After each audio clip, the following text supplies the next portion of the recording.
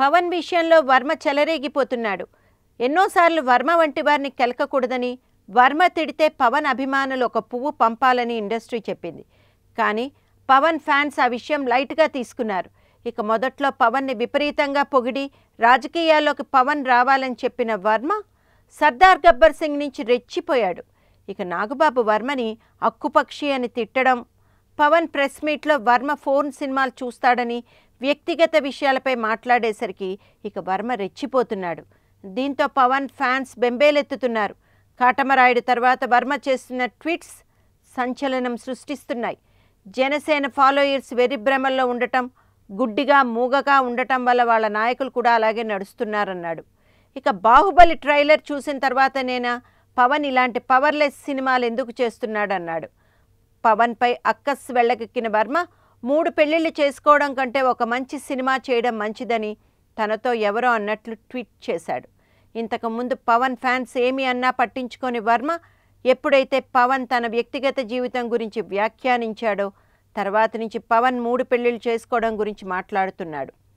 పవన్ అభిమానులు దున్నపోతులని, దున్నపోతులకు కనీసం చర్మం గట్టిగా అయినా ఉంటుందని, కానీ పవన్ ఫ్యాన్స్కి అది కూడా లేదంటూ సెటైర్ వేశాడు.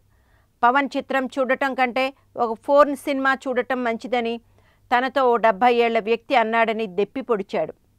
ఇక 30 కోట్లు పెట్టి ఓ సినిమా తీసి 70 కోట్లను జేబులో వేసుకుని కూతురు బర్త్డే ఫంక్షన్కి వెళ్ళిన అతన్ని చూస్తే రోమ్ నగరం తగలబడిపోతుంటే నీరో చక్రవర్తి ఫీడేల్ వాయించినట్టుందని సెటైర్ వేశాడు.